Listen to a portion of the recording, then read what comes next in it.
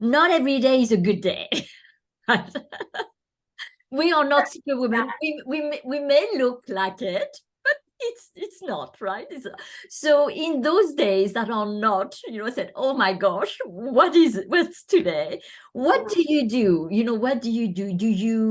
Do you have a network or a few core people who you open up? How do you just, you know, go about those days that sometimes your feeling is, "Ah, it's too much." Yeah, How do you handle that? that is a great question. And I think what comes to mind are a couple things. First is if I am thinking that today is, a hard day, and maybe, sure, global pandemic, yeah, I'll give you that. That's like an unexpected, really hard moment. But if it's just an average, Tuesday and things are stressful and running me down, and I'm feeling, oh, this is such a hard day, the first thing that I need to really acknowledge is that what are my expectations? What are my expectations around how this day is going to go or how work is in general?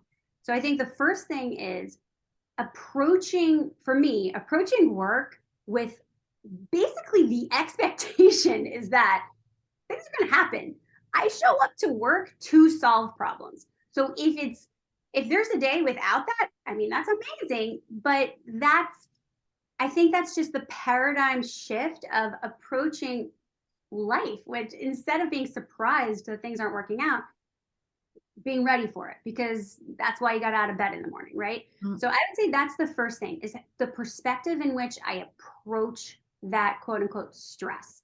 Um, and then second is absolutely having those key protocols, those people in place that I need to lean on. Going back to COVID example for a second, I think one thing that was really, really hard through that time was how quickly all of those support systems, those infrastructures that we didn't even realize we had running in our life, just kind of disappeared overnight because all of a sudden you were at home, you didn't have your regular routine, you didn't have the FaceTime with the people you normally did, or whatever it was in your life.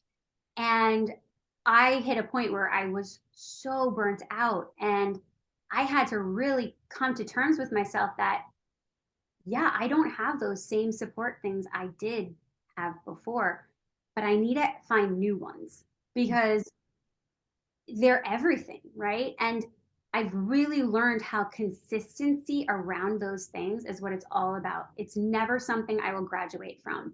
If I have, if I really did some self care one week or saw some friends or did something healthy or good for myself, and I had this great week where I was really feeling good, um, you can kid yourself into thinking that I'm good now. I'm all right. I don't need to do that for a while.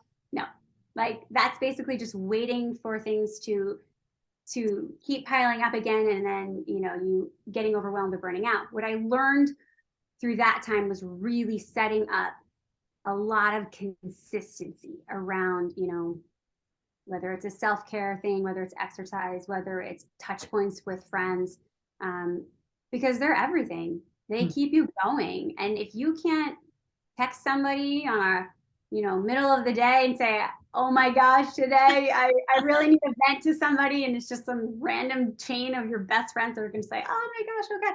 Yeah, You're isolated in it, yeah, and sometimes that's all you need to just, let me clear it and keep yes. going throughout my day.